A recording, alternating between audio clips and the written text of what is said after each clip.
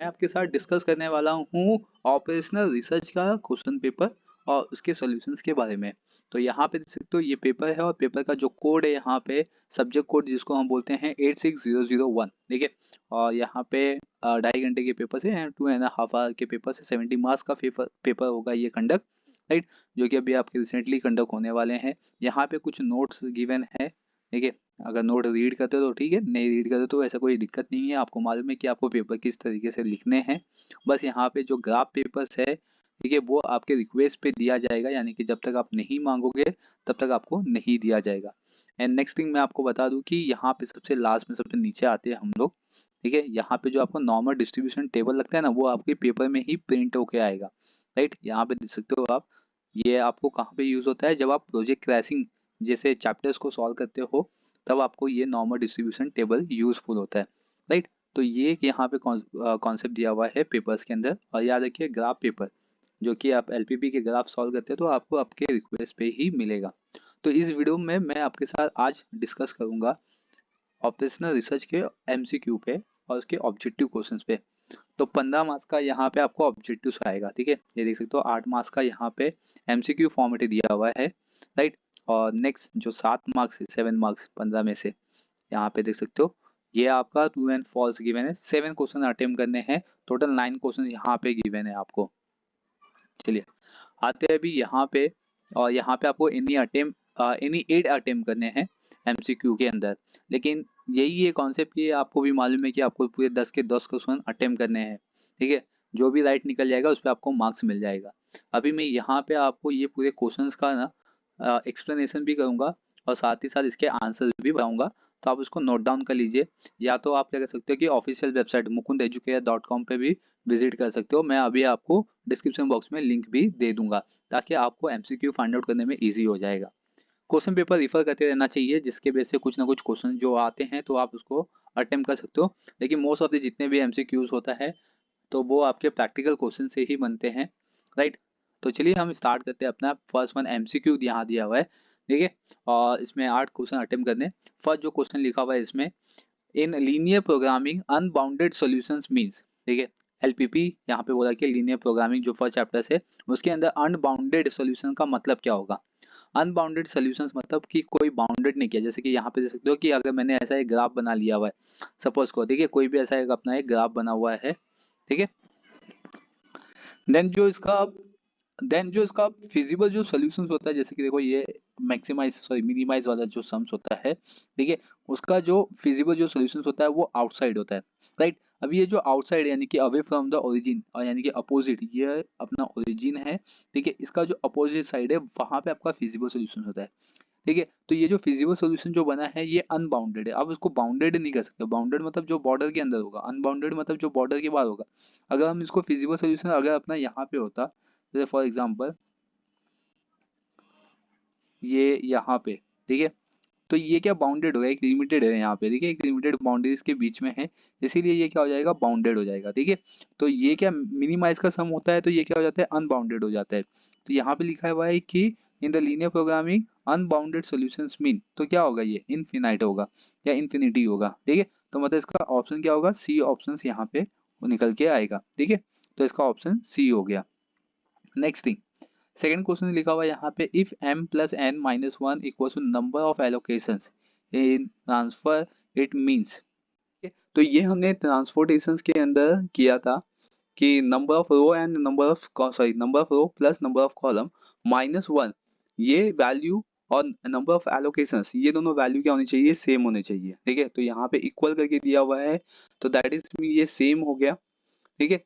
तो अगर number of column plus number of row minus one होके 6 आता है और नंबर ऑफ एलोकेशन भी 6 है, क्योंकि यहाँ पे इक्वल दिया हुआ है, तो दैट इज मीन्स यहाँ पे आंसर बनेगा इसका कि देयर इज नो डी जनरेसिस। याद रखिए क्या आंसर बनेगा, देयर इज नो डी जनरेसिस। यहाँ पे मैं टिक कर देता हूँ, क्योंकि हमने जब सम को सॉल्व किया था, अगर अभी तक आपने वीडियो नहीं देखे हुए हैं सम को सॉल्व करते हुए तो आप वो वीडियो भी देखिए ताकि आपको जो ऑब्जेक्टिव्स है वो पूरा क्लियरली समझ में आ जाए, ठीक है। तो जब भी हमने सम सॉल्व किया तो वहां पे भी हमने ये सब मेंशन किया हुआ है कि वहां पे नो नॉन डीजेनरेसी जैसी कंडीशंस आती है अगर ये रीम कंडीशंस है। याद रखिए ये क्या है, आपके लिए रीम कंडीशंस है। अगर रीम कंडीशन अपना सेटिस्फाई हो जाता है तो दैट इज मीन्स आपका नॉन डीजेनरेसिस आता है। तो ये अपने लिए रीम कंडीशंस यहाँ पे क्रिएट हो रहा है। चलिए नेक्स्ट थिंग आते हैं अभी क्वेश्चन नंबर थर्ड पे। तो क्वेश्चन नंबर थर्ड यहाँ पे दिया हुआ है आपको, plot for critical activities will be always. तो यहाँ पे देखो फ्लोट एक्टिविटीज का मतलब क्या होता है कि जिसमें डिले नहीं हो, ठीक है, डिले नहीं हो दैट इज मीन्स कि जो आपका अर्लियर स्टार्ट टाइम होता है जिसको हम ई एस टी के नाम से जानते हैं इज इक्वल टू, ठीक है, एल एस टी होता है, ये L S T.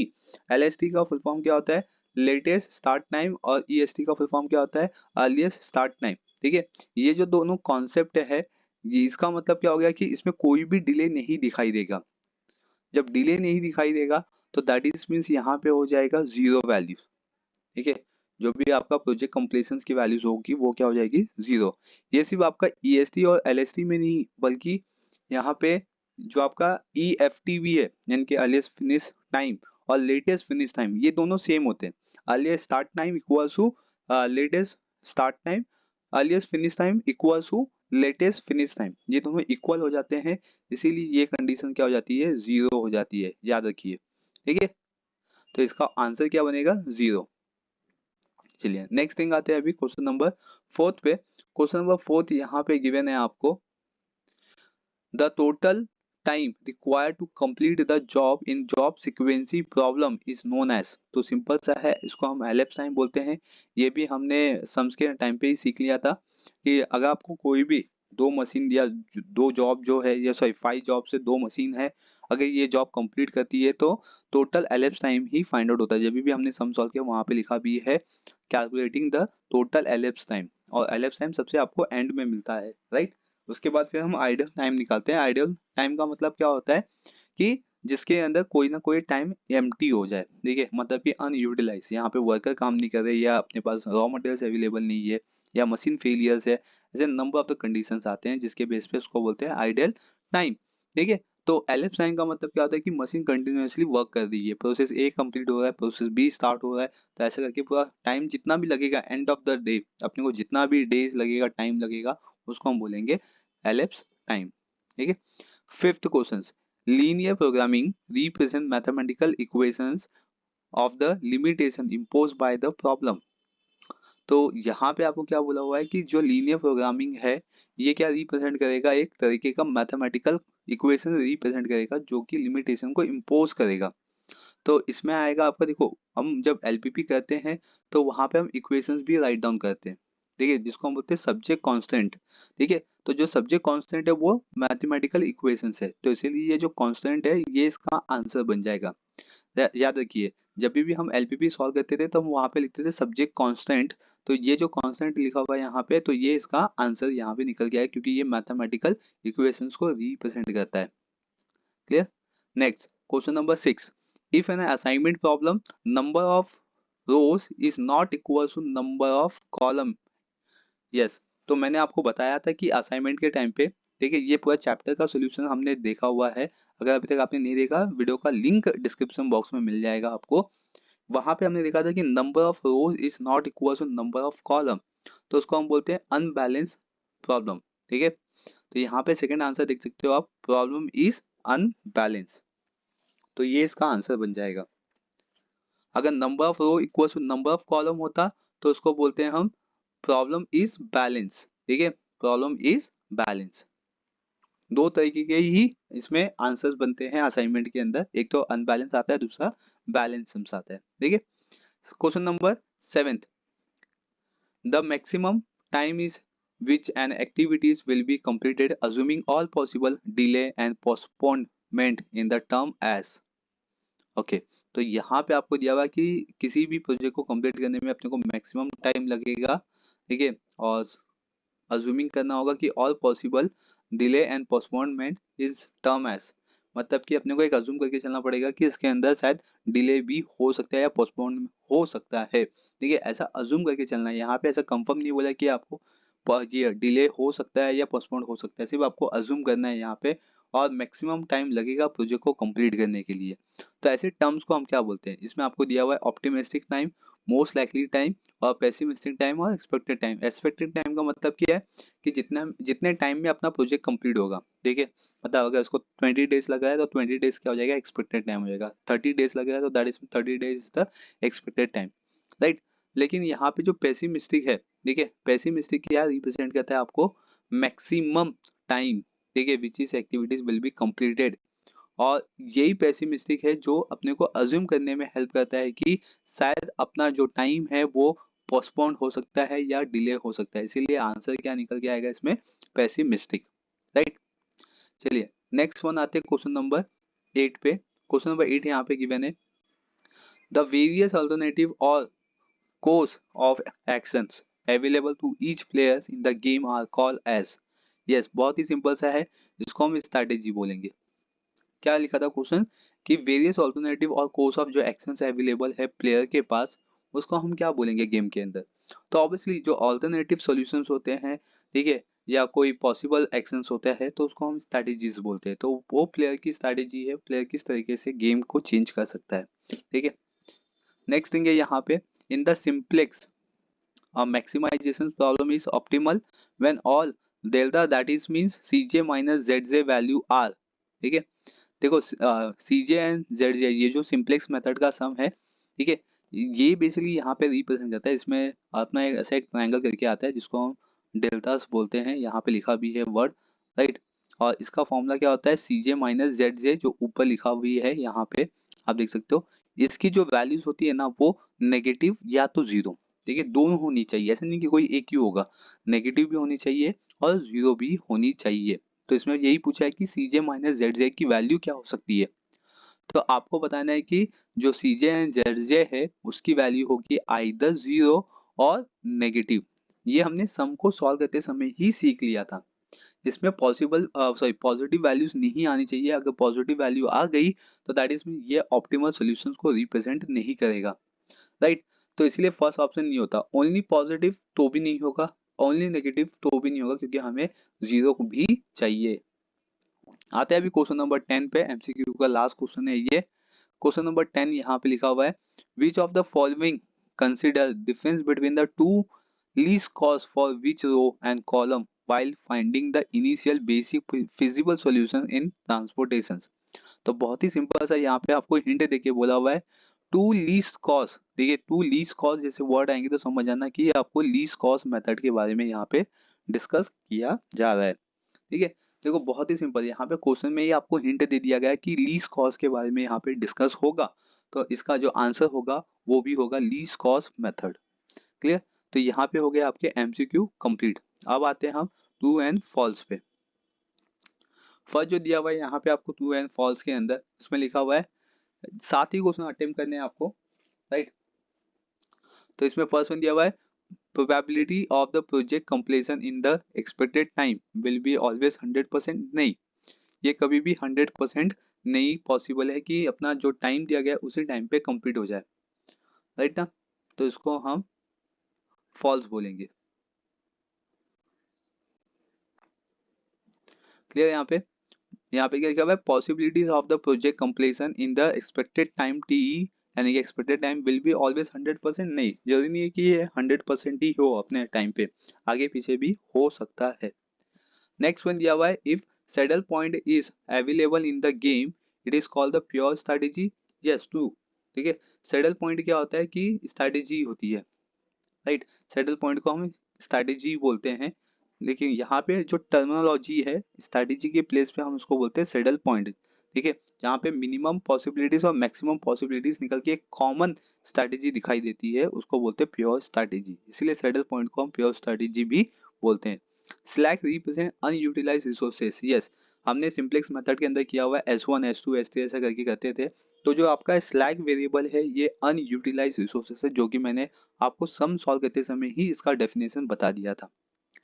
If a transportation problem number of row is not equal to number of column, then the problem is unbalanced। Yes, देखो नहीं नहीं, यहाँ पे ट्रांसपोर्टेशन के अंदर क्या होगा, ट्रांसपोर्टेशन में हम ना बेसिकली क्या करते हैं कि डिमांड इक्वल टू सप्लाई देखते हैं। क्या देखते हैं हम लोग यहाँ पे, याद रखिए, ट्रांसपोर्टेशन के अंदर हम डिमांड इक्वल टू सप्लाई देखते हैं। अगर डिमांड इक्वल टू सप्लाई है तो ये बैलेंस सम है। अगर demand not equal to supply है तो उसको हम अनबैलेंस बोलते हैं। बट यहाँ पे लिखा हुआ क्या है ये भी देख लेते हैं। यहाँ पे लिखा हुआ है कि number of row is not equal to number of column. ये number of row is not equal to number of जो कॉलम्स है, ये असाइनमेंट के अंदर आता है और ये ट्रांसपोर्टेशन के बारे में यहाँ पे डिस्कस किया हुआ है। इसीलिए जो इसका आंसर बनेगा वो बनेगा फॉल्स। ठीक है, याद रखिए इसका आंसर क्या बनेगा, फॉल्स, क्योंकि ये स्टेटमेंट ही गलत है। Next question number 5, if we introduce unnecessary dummy activities the error is termed as a redundancy। तो यस, यहाँ पे अगर हम अनवांटेड डमी कॉलम को यूज करते हैं तो इसके वजह से क्या हो सकता है कि अपना रेड्यूडेंसी क्रिएट हो सकता है, मतलब कि हमें जो सॉल्यूशंस मिलेगा वो प्रॉपर सॉल्यूशंस फिर नहीं मिलेगा। डमी हम कब यूज करते हैं, जब अपना number of row is not equal to number of column होता है तब कर सकते हैं, या तो हम demand not equal to supply हो तब हम डमी यूज कर सकते हैं। ठीक है, या जो अपनी कोई भी एक एक्टिविटीज या लीनियर इक्वेशंस प्रॉपर तरीके से क्रिएट नहीं हो रहा है तो हम डमी यूज कर सकते हैं। मतलब कि जहाँ पे भी आपको नीड है वहां पे आपको डमी यूज करना है, विदाउट नीड या अननेसेसरी आपको डमी एक्टिविटीज को यूज नहीं करना है।